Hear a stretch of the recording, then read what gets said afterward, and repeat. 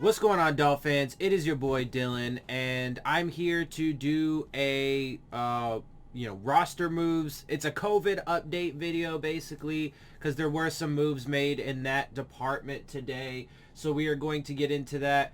I don't know if I'm gonna have my post-game analysis video for you today. If I don't have it today, then I'll make sure to get it out tomorrow.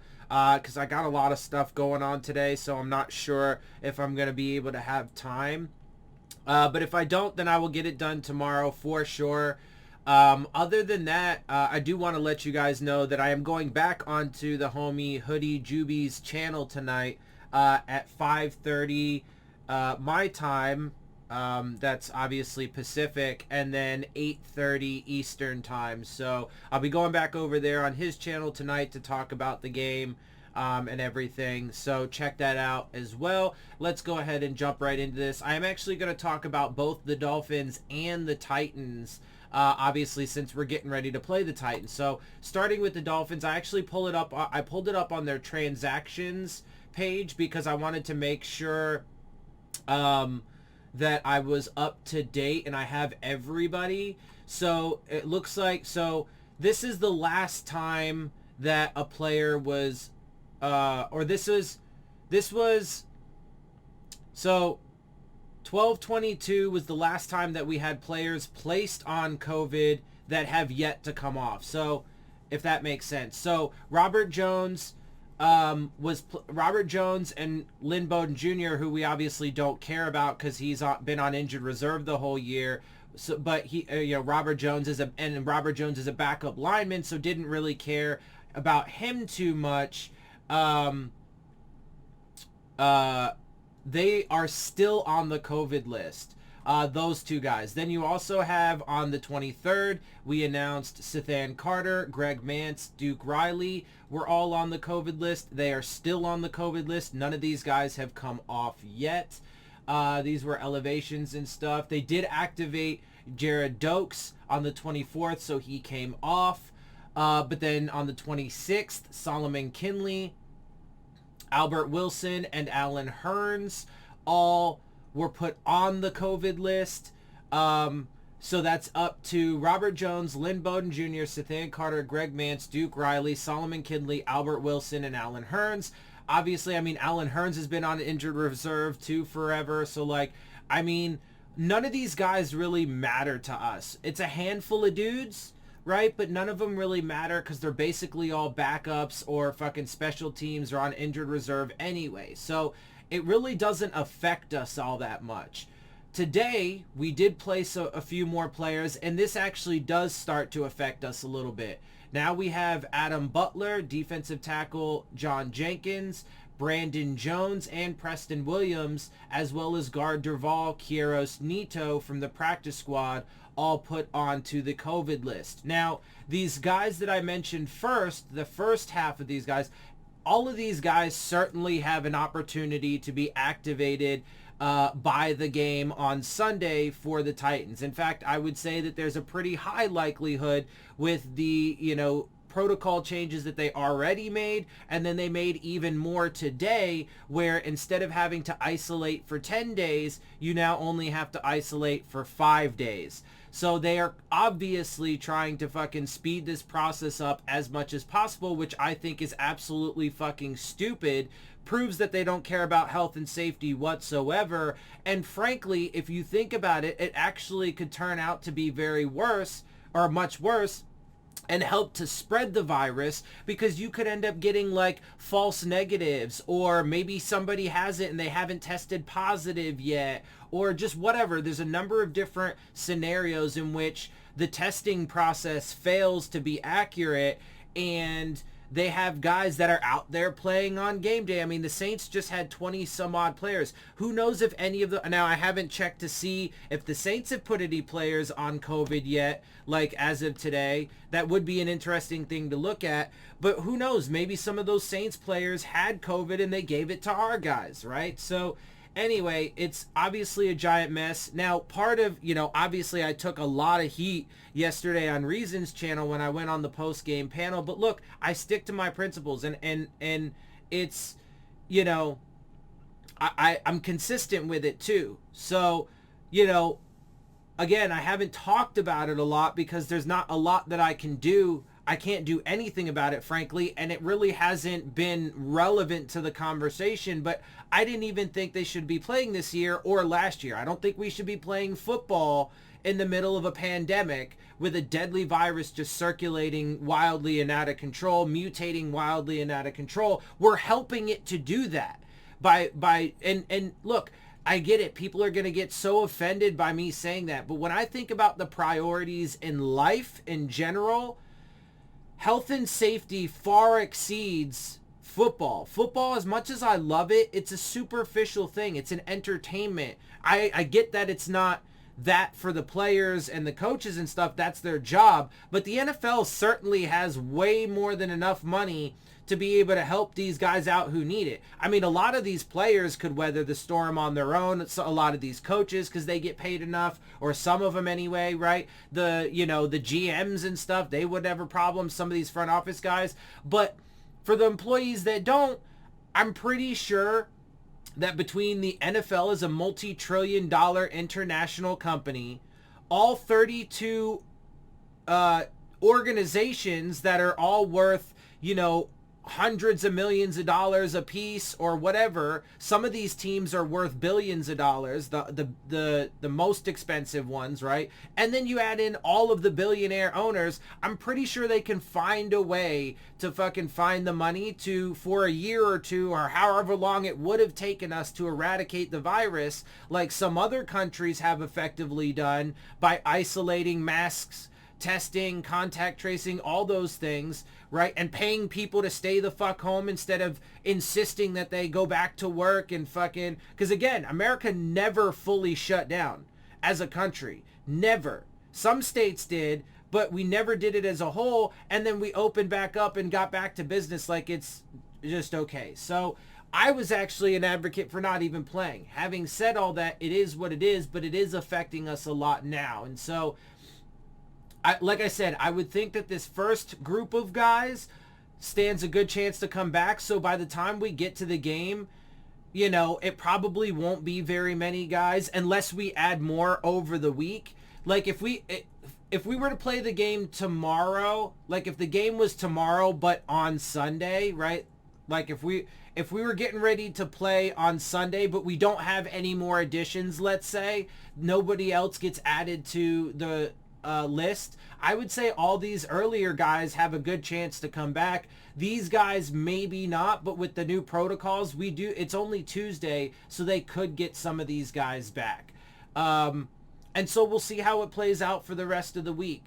I don't think yesterday's game was fair, but I also agree that, by the time we get to Sunday, we could be devastated by it. But I will keep the same fucking energy, and I will say that it's not fucking... We shouldn't be playing the game like this. We just absolutely shouldn't. Again, because then it also gives even more opportunity to just spread it and help to continue this outbreak, and it just spreads to more and more teams. So, it's just a clusterfuck, and I don't think it should be done. These are moral and fundamental principle issues that I have with this, and that, winning games and playing football does not supersede the issues with spreading this deadly virus around to everybody and just seemingly not giving a fuck whatsoever, and making all of your so-called protocols that are designed to stop the spread of it, you make them significantly more lax, which I can't imagine how anybody could argue that that's going to help stop the spread of it.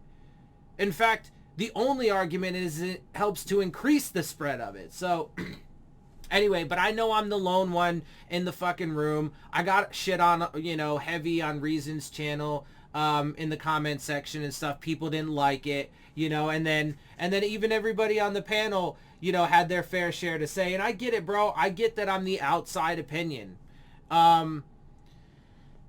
But, again, I just don't waver in my principles. I don't.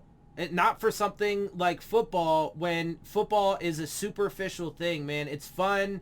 It's entertainment, but the vast majority of what football is it's unnecessary. We don't need football to survive. You feel me? Right? It's not it doesn't provide us electricity. It doesn't provide us food on a table or a fucking roof over our head, right? It doesn't, and in fact, again, just for the last time on this rant, it actually hurts things because it ends up fucking spreading around a deadly virus that's gonna get people killed, man. Anyway, let's move on because that's the end of that. I do want to talk about the Titans because they have quite a few significant players on their COVID list, and the Titans are already one of the most injured teams in the league. Over the course of the season, they put over 35 players on the injured reserve, and they've had guys, a ton of guys in and out all season, but now they're getting significantly hit already over the past couple days when it comes to COVID.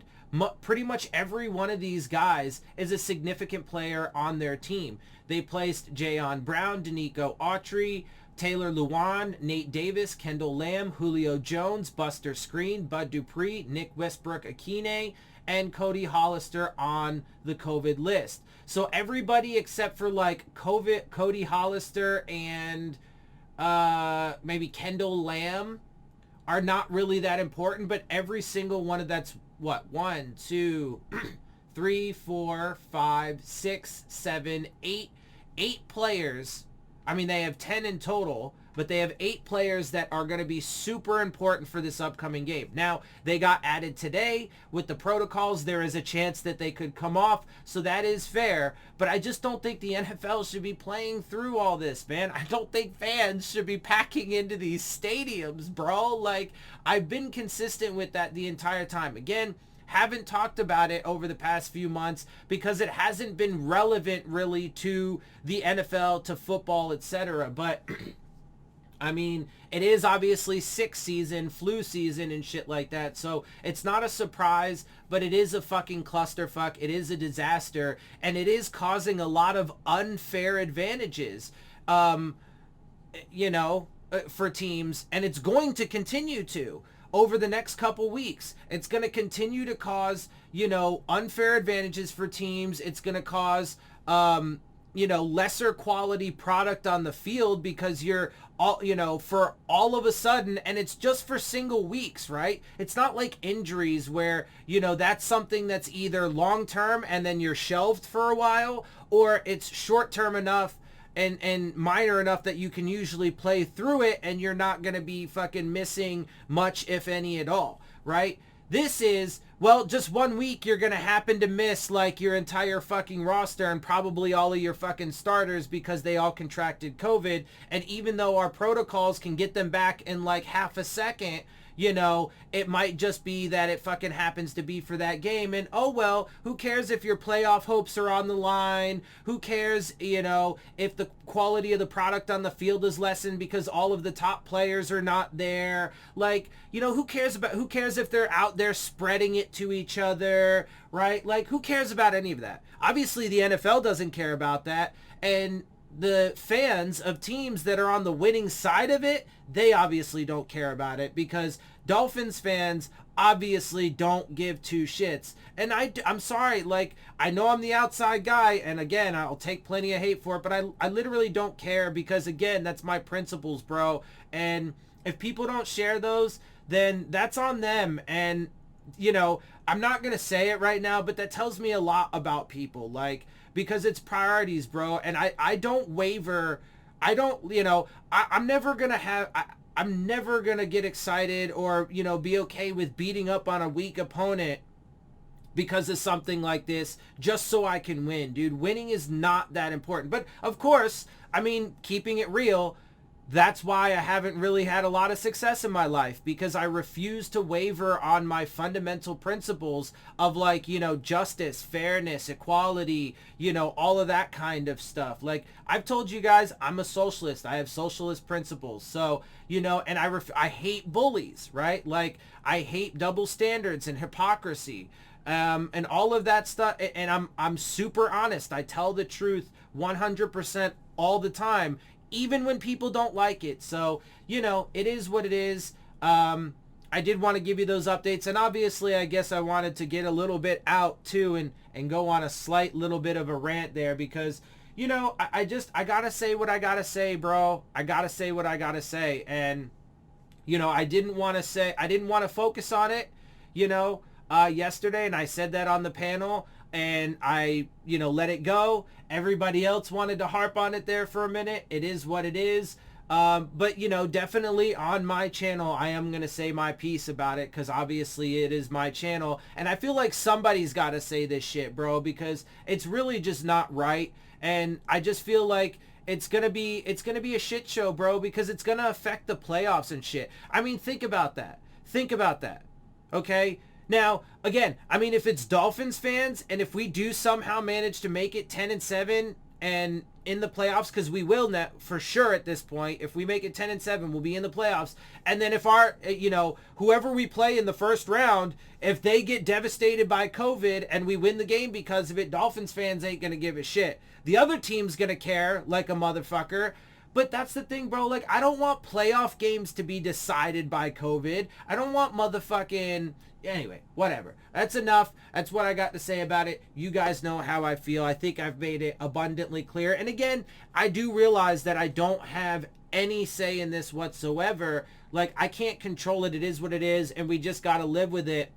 But again, I'm not going to ignore it. I'm not going to not talk about it. And in my, you know, in my post-game video and when I do go on the homies channel here in a little bit, I'm going to fucking talk about it, bro.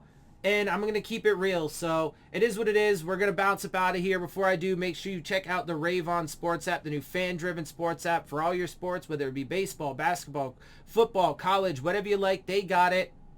And they're looking to enhance your game day experience with live play-by-play coverage, live chats with other fans and content creators like myself, as well as giving you an arena to dispute all of the terrible officiating that we've seen all year and in recent years. So look for that in the description box for the links. And with that, I'm going to get out of here. I hope you guys appreciate my perspective. If you do, make sure you hit the subscribe button. Make sure you hit the like button. Make sure you hit the bell if you want to get the alerts. Share my channel and videos with your friends and family. Leave your questions, comments, and concerns down in the comments section. And of course, as always, follow me on Twitter at DillonTartaro, as well as on Instagram at Dolphins_with_Dillon. And with that, I am out. I'll see y'all soon. Fins up.